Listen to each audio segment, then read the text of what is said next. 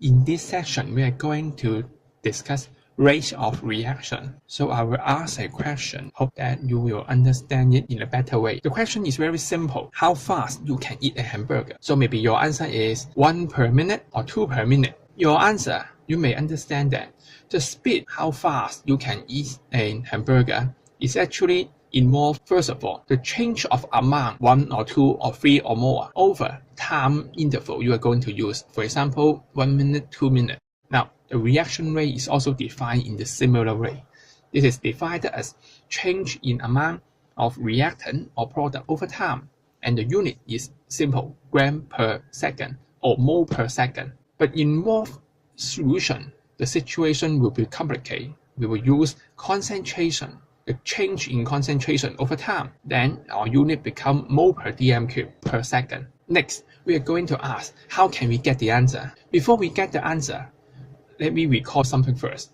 Here shows a straight line in an xy coordinate. You are going to learn the slope equals to change of y over change of x. This is the tangent, or you may say this is the slope. Now, we set this green equation aside and refer to our equation again. The rate equals to change of concentration over time.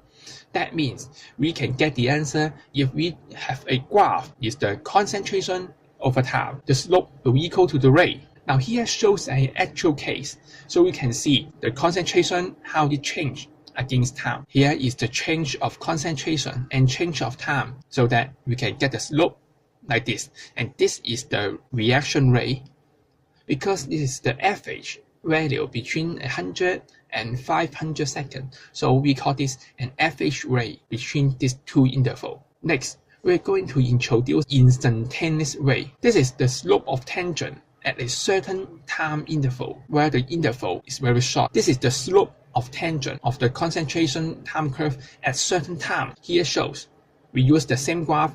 This time we want to measure the instantaneous rate at exactly 300 seconds. And so we draw a tangent of the curve and we find the slope of the tangent, just like what you have done before. So we get the slope of the tangent, and this is the instantaneous rate at exactly time equals to 300 seconds. The final reaction rate we're going to learn is the initial rate. The initial rate is similar to that of instantaneous rate, but this time we only measure at time equal to 0. This is very important because only at time equal to 0, that is the starting of the experiment, we can understand the concentration of reactant in an exact value. Here shows we want to find the initial rate, so we want to draw a tangent at time equal to 0, and once again find the slope, and we get it.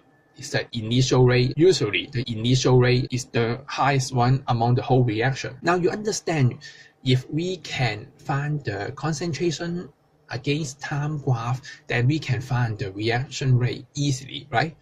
But how can we do it? How can we get the graph?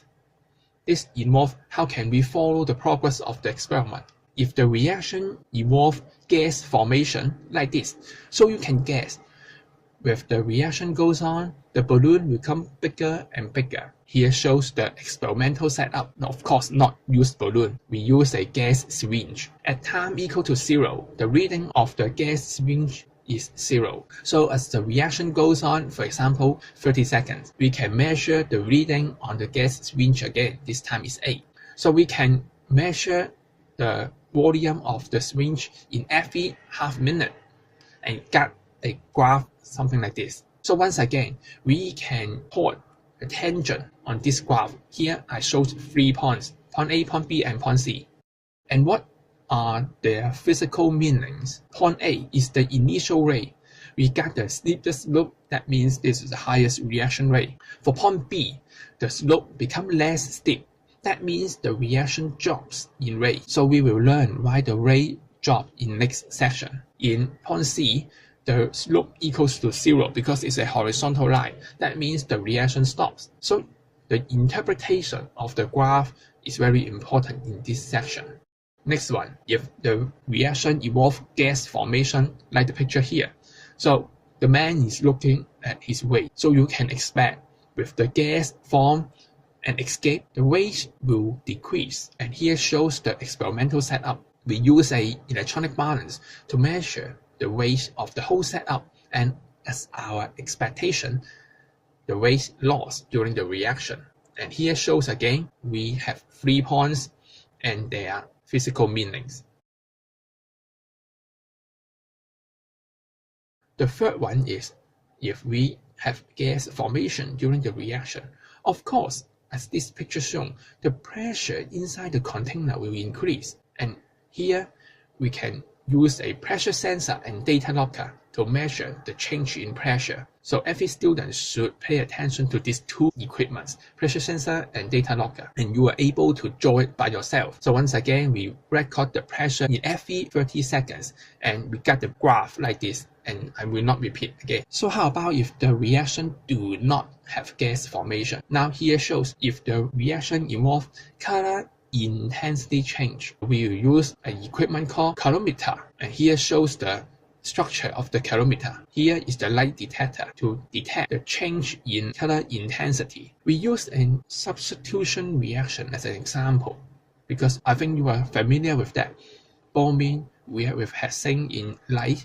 The bromine, which is orange-brown, will become colorless product. So we expect the orange-brown color become fade. And here shows the graph we obtained from the data logger. The absorbance decrease along with the time. And what is meant by absorbance? The absorbance is how intense the color is. So you can expect higher absorbance means more intense in color. But finally, how about if the solution become milky during the reaction? The reaction become milky because there's insoluble substance formed. And here is a very typical example. Sulfur is formed during the reaction, and we use a method called disappearing cross method. We put a paper with a cross mark below a bottle or a beaker of the solution. With the time goes on, more and more precipitate. This time is sulfur. Sulfur is insoluble in water. So with more and more sulfur formed, the solution become milky. So here is what you expect to see. At time equal to 0, that is starting, you can see the cross mark clearly. And with time goes on, the cross mark become difficult to see, or you may say this is fade in color. And finally, at the moment we stop the stopwatch, the solution become opaque. That means you cannot see anything through the solution. And here is the relationship. The reaction rate should be inverse proportional to the time needed for the solution to become opaque. That means if the solution is faster, the time needed for the cross mark disappear should be shorter, and vice versa. Here shows an example. I repeat the experiment. For the reaction 1, I need 30 seconds for the cross mark to disappear. And the reaction 2, I need 15 seconds. And the conclusion is, because reaction time for reaction 2 is less, the reaction rate is half to that of reaction 2. As we mentioned, the faster reaction, higher reaction rate, and the less time they need. At the end of this section, of course, we have a traditional method, is titration. For example, you can carry out titration in every minute in order to draw the concentration and time graph. For the detail, we will discuss in next chapter.